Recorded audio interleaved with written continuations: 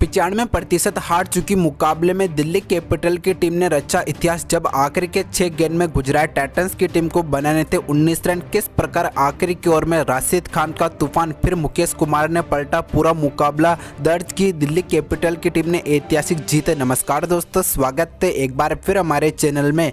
IPL 2024 का एक और थ्रिलर मुकाबला दिल्ली कैपिटल बनाम गुजरात टाइटंस के बीच खेला गया जब आखिरी के 6 गेंद में गुजरात टाइटंस की टीम को बनाने थे 19 रन। किस प्रकार आखिरी की ओवर में मुकेश कुमार की लाजवाब गेंदबाजी के सामने आखिरी गेंद तक पहुंचा मुकाबला बताएंगे। गुजरात टाइटंस बनाम दिल्ली कैपिटल के बीच खेले गए IPL 2024 के 40वें मुकाबले का पूरा रोमांच। लेकिन अभी तक आपने हमारे इस वीडियो को लाइक नहीं किया तो आप भी दिल्ली कैपिटल की इसी बेहतरीन जीत से खुश है तो हमारे इस वीडियो को एक लाइक जरूर करें। तो दोस्तों, इस मुकाबले में दिल्ली कैपिटल के कप्तान ऋषभ पंत ने सिक्का उछाला, गिरा गुजरात टाइटंस के कप्तान शुभमन गिल के पक्ष में। टॉस जीतकर इस मुकाबले में गुजरात टाइटंस की टीम ने पहले गेंदबाजी करने का फैसला चुना। इस मुकाबले में दिल्ली कैपिटल की ओर से पृथ्वी शॉ, फ्रेजर मैकगर्ग ने दिल्ली कैपिटल की सलामी पारी की शुरुआत की तो पहले ओवर की पहली गेंद पर अजमतुल्ला उमरजाई की गेंद पर एक्स्ट्रा कोर बाउंड्री लाइन की ओर आज के दिन का पहला चौका पृथ्वी शॉ ने जड़ दिया। रुपए ऑन द गो फॉर आज के दिन का पहला चौका देखने को मिला तो वहीं पर इसी ओवर की चौथी गेंद पर फ्रेजर मैकगर्ग ने एक और बेहतरीन चौका, इस पर स्क्वायर लेग बाउंड्री लाइन के पार गेंद को 4 रन के लिए भेज दिया। इसके बाद दूसरे ओवर की चौथी गेंद पर संदीप वॉरियर्स के शॉर्ट पिच गेंद को फाइन लेग बाउंड्री लाइन के पार गेंद को फ्रेजर मैकगर्ग ने छक्के तक भेज दिया तो अगली गेंद पर मिड ऑन बाउंड्री लाइन के पार एक और बेहतरीन चौका फ्रेजर मैकगर्ग ने जड़ दिया। इसके बाद तीसरे ओवर की दूसरी गेंद पर अजमतुल्ला उमरजाई की एक और गेंद को इस बार मिड ऑन बाउंड्री लाइन के पार पृथ्वी शॉ ने गेंद को 4 रन के लिए भेज दिया तो वहीं पर आखिरी गेंद पर एक और बेहतरीन छक्का इस बार फ्रेजर मैकगर्ग ने जड़ दिया। लेकिन दोस्तों, यहां पर चौथे ओवर की दूसरी गेंद पर संदीप वॉरियर्स ने फ्रेजर मैकगर्ग को नूर अहमद के हाथों कैच आउट करा दिया और दिल्ली कैपिटल की टीम को पहला झटका दे दिया। इस मुकाबले में फ्रेजर मैकगर्ग ने 14 गेंदों का सामना करते हुए 23 रन की पारी खेली तो इसके बाद इसी ओवर की 5वीं गेंद पर संदीप वॉरियर्स ने पृथ्वी शॉ को फिर से नूर अहमद के हाथों कैच आउट करा दिया। यहाँ पर दोस्तों दिल्ली कैपिटल की टीम को बैक टू बैक 2 बड़े झटके दे दिए। इस मुकाबले में पृथ्वी शॉ ने 7 गेंदों का सामना करते हुए 11 रन की पारी खेली तो इसके बाद 5 ओवर की 5वीं गेंद पर अजमतुल्ला उमरजाई की एक और गेंद को इस बार साई होप ने लॉन्ग ऑन बाउंड्री लाइन के पार गेंद को 4 रन के लिए भेज दिया। एक बेहतरीन चौका साई होप ने जड़ दिया। लेकिन छठे ओवर की चौथी गेंद पर संदीप वॉरियर्स ने साई होप को राशिद खान के हाथों कैच आउट करा दिया और दिल्ली कैपिटल की टीम को तीसरा झटका दे दिया। इस मुकाबले में साई होप ने 6 गेंदों का सामना करते हुए 5 रन की पारी खेली तो इसके बाद दिल्ली कैपिटल के कप्तान ऋषभ पंत दिल्ली कैपिटल की ओर से बल्लेबाजी के लिए उतरे तो 7वें ओवर की चौथी गेंद पर अजमतुल्ला उमरजाई की एक और गेंद को कवर ड्राइव की बदौलत गेंद को 4 रन के लिए अक्षर पटेल ने बाउंड्री लाइन के पार गेंद को भेज दिया तो वहीं पर 8वें ओवर की 5वीं गेंद पर राशिद खान की एक और गेंद को मिड विकेट बाउंड्री लाइन के पार गेंद को 6 रन के लिए अक्षर पटेल ने भेज दिया। इसके बाद 9वें ओवर की पहली गेंद पर फाइन लेग बाउंड्री लाइन के पार गेंद को 4 रन के लिए ऋषभ पंत ने भेज दिया तो इसके बाद 10वें ओवर की 5वीं गेंद पर राशिद खान की एक और गेंद को इस बार ऋषभ पंत ने मिड विकेट बाउंड्री लाइन के पार गेंद को 4 रन के लिए भेज दिया।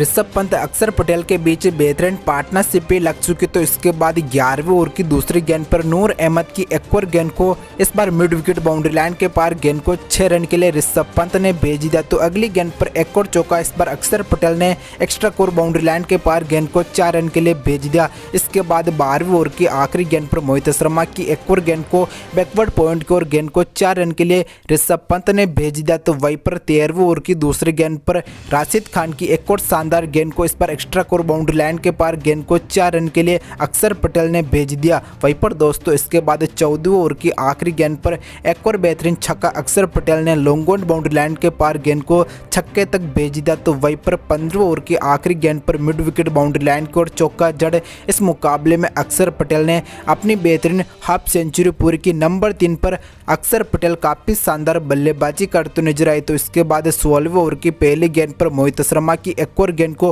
हेलीकॉप्टर शॉट की बदौलत गेंद को मिड विकेट बाउंड्री लाइन के पार गेंद को 6 रन के लिए ऋषभ पंत ने भेज दिया। तो आखिरी गेंद पर एक और बेहतरीन छक्का पंत ने जड़ दिया। वहीं पर दोस्तों इसके बाद दोनों खिलाड़ियों के बीच मात्र 65 गेंद में 100 रन की शानदार पार्टनरशिप भी लग चुकी। तो वहीं पर इसके बाद 17वें ओवर की चौथी गेंद पर नूर अहमद की एक और गेंद को अक्षर पटेल ने मिड विकेट बाउंड्री लाइन के पार गेंद को 6 रन के लिए भेज दिया। तो अगली गेंद पर इस बार डाउन द ग्राउंड एक और बेहतरीन छक्का अक्षर पटेल ने जड़ दिया, लेकिन आखिरी गेंद पर नूर अहमद ने वापसी करते हुए अक्षर पटेल को साई किशोर के हाथों कैच आउट करा दिया। इस मुकाबले में अक्षर पटेल ने 43 गेंदों का सामना करते हुए 66 रन की बेहतरीन पारी खेली। तो इसके बाद 18वें ओवर की चौथी गेंद पर मोहित शर्मा की फुलटॉस गेंद को मिड विकेट बाउंड्री लाइन के पार गेंद को 6 रन के लिए पंत ने भेज दिया।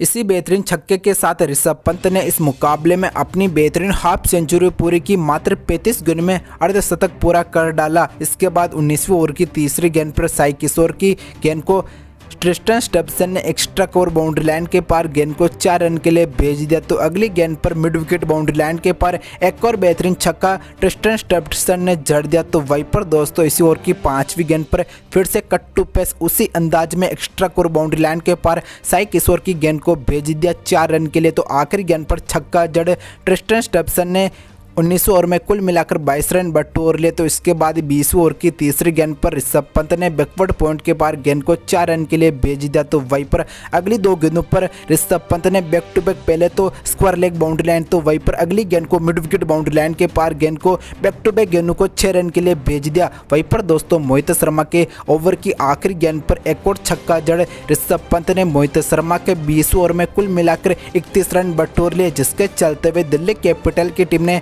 गुजरात टाइटंस की टीम के सामने 224 रन का स्कोर खड़ा कर दिया। यहां पर गुजरात टाइटंस की टीम को 225 रन का विशाल लक्ष्य दिल्ली कैपिटल की टीम ने दे दिया। 225 के स्कोर का पीछा करने उतरी गुजरात टाइटंस की ओर से इस मुकाबले में शुभमन गिल, रिद्धिमान शाह ने गुजरात टाइटंस की सलामी पारी की शुरुआत की। तो पहले ओवर की पहली गेंद पर खलील अहमद की गेंद पर एक्स्ट्रा कोर बाउंड्री लाइन की ओर आज के दिन का पहला चौका गुजरात टाइटंस की ओर से रिद्धिमान शाह ने जड़ दिया। वहीं पर दोस्तों दूसरे ओवर की तीसरी गेंद पर आंटिक नोरकिया ने वापसी करते हुए गुजरात टाइटंस की टीम को पहला झटका शुभमन गिल के रूप में दिया। इस मुकाबले में शुभमन गिल ने 5 गेंदों का सामना करते हुए 6 रन की पारी खेली। फिर गुजरात टाइटंस की ओर से साई सुदर्शन बल्लेबाजी के लिए उतरे। तो आते ही आंटिक नोरकिया की चौथी गेंद पर साई सुदर्शन ने थर्ड मैन बाउंड्री लाइन के पार गेंद को 6 रन के लिए भेज दिया। तो आखिरी गेंद पर रिद्धिमान शाह ने भी एक और बेहतरीन चौका इस बार फाइन लेग बाउंड्री लाइन की ओर बटोर लिया। लेकिन इसी बीच तीसरे ओवर की दूसरी गेंद पर खलील अहमद की एक और गेंद को रिद्धिमान शाह ने फिर से फाइन लेग बाउंड्री लाइन के पार गेंद को 4 रन के लिए भेज दिया। तो अगली गेंद को मिड ऑन बाउंड्री लाइन के पार गेंद को फिर से 4 रन के लिए भेज दिया। Back to back Wriddhiman Saha ने 2 चौके जड़ दिए। वहीं पर इसी ओवर की आखिरी गेंद पर एक और बेहतरीन छक्का रिद्धिमान शाह ने डाउन द ग्राउंड गेंद को 6 रन के लिए भेज दिया। तीसरे ओवर में कुल मिलाकर गुजरात टाइटंस की टीम ने 70 रन बटोर लिए। इसके बाद चौथे ओवर की दूसरी तीसरी गेंद पर आंटिक नोरकिया की 2 गेंदों को साई सुदर्शन ने बैक टू बैक गेंदों को बाउंड्री लाइन के पार चौकों तक भेज दिया, जिसके चलते हुए इस ओवर में भी गुजरात टाइटंस की टीम ने कुल मिलाकर 10 रन बटोर लिए। इसके बाद 5 ओवर की आखिरी गेंद पर राशिद सलाम की एक और गेंद को एक्स्ट्रा कोर बाउंड्री लाइन के पार गेंद को 4 रन के लिए रिद्धिमान शाह ने कुलदीप यादव की गेंद को एक्स्ट्रा कोर बाउंड्री लाइन के पार गेंद को 4 रन के लिए भेज दिया। यहाँ पर रिद्धिमान शाह साई सुदर्शन के बीच बेहतरीन पार्टनरशिप लग चुकी। तो वहीं पर दोस्तों 90 ओवर की तीसरी गेंद पर इस बार अक्षर पटेल की गेंद को थर्ड मैन बाउंड्री लाइन की ओर एक और चौका साई सुदर्शन ने जड़ दिया। तो अगली गेंद पर एक और बेहतरीन चौका इस बार मिड विकेट बाउंड्री लाइन के पार गेंद को 4 रन के लिए साई सुदर्शन ने भेज दिया। 90 ओवर में कुल मिलाकर गुजरात टाइटंस की टीम ने 13 रन बटोर लिए। लेकिन दोस्तों यहां पर 10वें ओवर की चौथी गेंद पर कुलदीप यादव ने रिद्धिमान शाह को यहां पर कैच आउट करा दिया, एक बड़ा झटका दे दिया गुजरात टाइटंस की टीम को। यहां पर दोस्तों इस मुकाबले में रिद्धिमान शाह ने 25 गेंदों का सामना करते हुए 39 रन की पारी खेली। कुलदीप यादव ने रिद्धिमान शाह को पवेलियन की राह दिखा दी। तो इसके बाद इसी ओवर की आखिरी गेंद पर कुलदीप यादव की गेंद पर 2 रन लेकर इस मुकाबले में साई सुदर्शन ने अपनी बेहतरीन हाफ सेंचुरी पूरी की। इस IPL में शानदार हाफ सेंचुरी साई सुदर्शन की ओर से दिल्ली कैपिटल के खिलाफ देखने को मिली। इसके बाद 11वें ओवर की पहली गेंद पर अक्षर पटेल ने अजमतुल्ला उमरजाई को इस बार कैच आउट करा दिया। फ्रेजर मैकगर के अत्तू। इसी के साथ गुजरात टाइटंस की टीम को अजमतुल्ला उमरजाई के रूप में एक और बड़ा झटका लगा। अजमतुल्ला ने इस मुकाबले में मात्र 1 रन की पारी खेली, तो इसके बाद 11वें ओवर की आखिरी गेंद पर अक्षर पटेल की एक और गेंद को लॉन्ग ऑन बाउंड्री लाइन के ऊपर से गेंद को 6 रन के लिए साई सुदर्शन ने भेज दिया। लेकिन 13वें ओवर की चौथी गेंद पर राशिद सलाम ने वापसी करते हुए साई सुदर्शन को अक्षर पटेल के हाथों कैच आउट करा दिया। इस मुकाबले में साई सुदर्शन ने 39 गेंदों का सामना करते हुए 65 रन की पारी खेली, तो इसके बाद 13वें ओवर की आखिरी गेंद पर नए बल्लेबाज ने एक और बेहतरीन छक्का जो कि शाहरुख खान ने जड़ दिया राशिद सलाम की गेंद को। इसके बाद 14वें ओवर की 5वीं 6ठी गेंद पर मुकेश कुमार की 2 गेंदों को back to back boundary line के पार गेंद को 4 रन के लिए डेविड मिलर ने भेज दिया। लेकिन 15वें ओवर की पहली गेंद पर राशिद ने एक बार फिर से शाहरुख खान को ऋषभ पंत के हाथों कैच आउट करा दिया और गुजरात टाइटंस की टीम को एक और झटका दे दिया। इस मुकाबले में शाहरुख खान ने 5 गेंदों का सामना करते हुए 8 रन की पारी खेली, तो इसके बाद इसी ओवर की तीसरी गेंद पर डेविड मिलर के बल्ले से बैकवर्ड पॉइंट के पार गेंद को 4 रन के लिए मिलर ने भेज दिया। वहीं पर दोस्तों 16वें ओवर की आखिरी गेंद पर कुलदीप यादव ने राहुल तवतेतिया को ऋषभ पंत के हाथों कैच आउट करा दिया। गुजरात टाइटंस की टीम को छठा झटका दे दिया। इस मुकाबले में राहुल तवतेतिया ने 5 गेंदों का सामना करते हुए 4 रन की पारी खेली। कुलदीप यादव को महत्वपूर्ण सफलता मिली, तो इसके बाद 17वें ओवर की दूसरी गेंद पर आरिक नोरके की एक और गेंद को एक्स्ट्रा कोर बाउंड्री लाइन के पार डेविड मिलर ने गेंद को 6 रन के लिए भेज दिया। तो इसके बाद इसी ओवर की 5वीं गेंद पर बैक टू बैक एक के बाद एक 2 कमाल के छक्के डेविड मिलर ने आरिक नोरके की गेंदों पर जड़ दिए, जिसके चलते हुए नोरके के 17वें ओवर में गुजरात टाइटंस की टीम ने कुल मिलाकर 24 रन बटोर लिए। इसके बाद 18वें ओवर की दूसरी गेंद पर मुकेश कुमार की एक और गेंद को फाइन लेग बाउंड्री लाइन के पार गेंद को 4 रन के लिए डेविड मिलर ने भेज दिया। लेकिन वापसी करते हुए मुकेश कुमार ने अगली गेंद पर मिलर को राशिद के हाथों कैच आउट करा दिया और गुजरात टाइटंस की टीम को एक और झटका दे दिया। इस मुकाबले में डेविड मिलर ने 23 गेंदों का सामना करते हुए 55 रन की पारी खेली। तो वहीं पर दोस्तों इसके बाद इसी ओवर की आखिरी गेंद पर नए बल्लेबाज साई किशोर ने फाइन लेग बाउंड्री लाइन की ओर लाजवाब चौका जड़ दिया।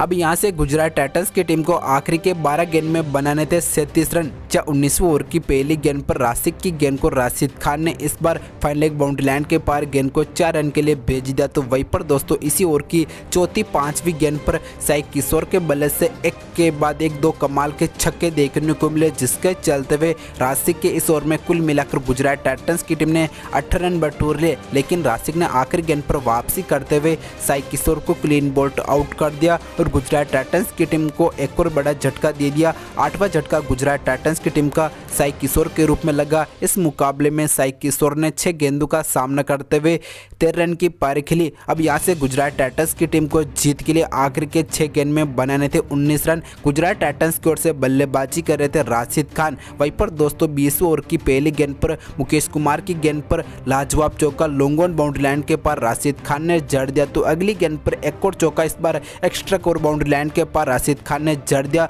पहली 2 गेंदों में कुल मिलाकर राशिद खान ने 8 रन बटोर लिए। इसके बाद मुकेश कुमार ने वापसी करते हुए राशिद खान के खिलाफ बैक टू बैक 2 गेंदें खाली निकाली। अब गुजरात टाइटंस की टीम को आखिरी के 3 गेंद में बनाने थे 15 रन। इसी बीच दोस्तों 20वें ओवर की 5वीं गेंद पर राशिद खान ने मुकेश कुमार की गेंद पर एक्स्ट्रा कोर बाउंड्री लाइन के पार गेंद को 6 रन के लिए भेज दिया। अब आखिरी गेंद पर राशिद खान को बनाने थे गुजरात टाइटंस के लिए 5 रन। लेकिन दोस्तों आखिरी गेंद पर राशिद खान मात्र 1 ही रन बनाने में कामयाब हो पाए और सांसें रोक देने वाले मुकाबले में आखिरी ओवर में दिल्ली कैपिटल की टीम ने 3 रनों से शानदार जीत दर्ज की। इस मुकाबले में मुकेश कुमार की शानदार गेंदबाजी के चलते हुए दिल्ली कैपिटल की टीम ने इतिहास रच दिया है।